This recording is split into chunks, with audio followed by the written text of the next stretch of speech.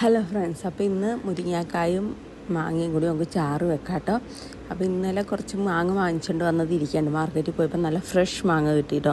അപ്പോൾ കടയിൽ പോയപ്പോൾ മുരിങ്ങാക്കായും കൂടി വാങ്ങിച്ച് മുരിങ്ങാക്കായും ചെമ്മീനും കൂടി കറി വെച്ചാൽ അടിപ്പനാട്ടോ. പക്ഷേ ഇവിടെ ചെമ്മീൻ കൂട്ടാൻ പാടില്ലാത്തതുകൊണ്ട് ഞങ്ങൾ പിന്നെ ചെമ്മീൻ അങ്ങ് മാറ്റിയിട്ട് മുരിങ്ങാക്കായും മാങ്ങയും കൂടി ആയിട്ട് വെക്കണേ. ഇതിൻ്റെ കൂടെ ചക്കക്കുരും കൂടി ഇടുവാണെങ്കിൽ നല്ല ടേസ്റ്റായിട്ട്. ഇപ്പോൾ ചക്കക്കുരുവിൻ്റെ സീസണായി തുടങ്ങിയിട്ടുണ്ടല്ലോ. പക്ഷേ ഞങ്ങൾക്ക് ഇവിടെ ചക്കയും പ്ലാവൊന്നും ഇല്ലാത്തതുകൊണ്ട് ഞങ്ങൾ ചക്ക ഇടണില്ല.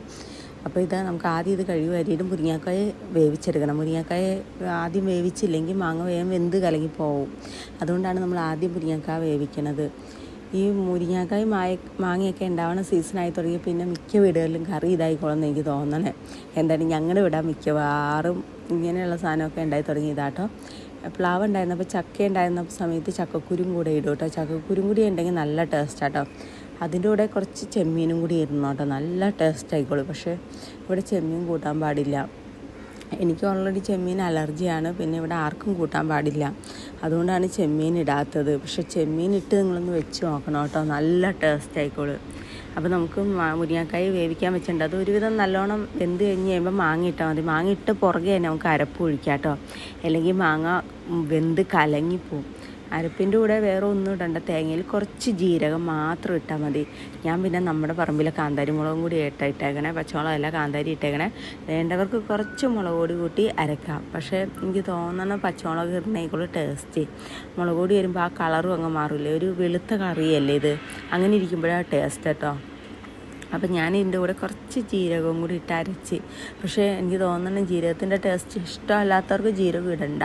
ഇഷ്ടമാണെങ്കിൽ മാത്രം ഇട്ടാൽ മതി. എനിക്ക് എന്തോ ആ ടേസ്റ്റ് ഇഷ്ടമാണ്. അതുകൊണ്ടാണ് ഞാൻ ഇട്ടത് കേട്ടോ. മിക്കവരും ജീരകം ഇടാതെ അരക്കണമെന്ന് തോന്നുന്നു. എനിക്കറിയത്തില്ല. അപ്പം ഞാനിത് അരച്ചിട്ട് പിന്നെ അരപ്പങ്ങ് ഒഴിച്ച് കഴിഞ്ഞാൽ പിന്നെ നമ്മുടെ പണി കഴിഞ്ഞ്. മാങ്ങ വെന്ത് പോകാതിരിക്കാനായിട്ടാണ് നമ്മൾ മാങ്ങയിട്ട് പുറകെ തന്നെ അരപ്പ് വിടണത്. അല്ലെങ്കിൽ മാങ്ങ മൊത്തത്തിൽ വെന്ത് കലങ്ങിപ്പോവും. മാങ്ങ ഇങ്ങനെ നല്ലോണം കിടന്നു കഴിഞ്ഞാൽ കഴിക്കുമ്പോൾ നല്ല ടേസ്റ്റ് ആയിക്കോളും. പിന്നെ അത് കഴിഞ്ഞ് കഴിഞ്ഞാൽ പ്രത്യേകിച്ച് പണിയൊന്നുമില്ല. പിന്നെ കടുക് പൊട്ടിച്ച് കഴിഞ്ഞാൽ നമ്മുടെ കറി റെഡിയായി. അപ്പോൾ ഞങ്ങൾ ഇന്ന് ഉച്ചക്ക് കറി ഉണ്ടാക്കിയത് അതാണ്, മുരിങ്ങാക്കായും മാങ്ങയും കൂടി. കടുക് പൊട്ടിക്കണവർക്ക് ഇച്ചിരി ഉണക്കമുളകൊക്കെ ഇടുമ്പോൾ ആ കൂടെ ഇച്ചിരി മുളക് പൊടി ഇട്ട് കഴിഞ്ഞാൽ ഒരു റെഡ് ഷെയ്ഡും കിട്ടും കേട്ടോ. അപ്പോൾ ഇവിടെ വെളിച്ചെണ്ണ ഇല്ലാത്തതുകൊണ്ട് ഒലിവ് ഓയിലാണ്. ഇവിടെ വെളിച്ചെണ്ണയും കൂട്ടാൻ പാടില്ല. ഒലിവ് ഓയിൽ വലിയ കുഴപ്പമില്ലെന്നാണ് പറഞ്ഞത്. അതുകൊണ്ട് അത് വാങ്ങിച്ചപ്പോൾ ഇപ്പോൾ ഒലത്തുകറിക്കൊക്കെ ഞാൻ ഒലിവ് ഓയിലാണ് യൂസ് ചെയ്യണേ. ചാറുകറി വെക്കുമ്പോഴൊക്കെ വെളിച്ചെണ്ണ അതും അധികം ഒന്നും എടുക്കില്ല, കുറച്ചായിട്ട് എടുക്കുകയുള്ളൂ. അപ്പോൾ നമ്മുടെ ഉള്ളിയൊക്കെ നല്ല ബ്രൗൺ കളറായി. ഇനി അതിട്ട് കുറച്ച് മുളക് പൊടിയും കൂടി ഇട്ടിട്ട് കറി താളിച്ച്. ഇത്രയേ ഉള്ളൂ, നമ്മുടെ കറി റെഡി ആയിട്ടുണ്ട്. ഇനി ഇത് ചോറിൻ്റെ കൂടെ കഴിക്കാം. അപ്പോൾ എൻ്റെ ഇന്നത്തെ വീഡിയോ ഇത്രയുള്ളൂ. Okay, by.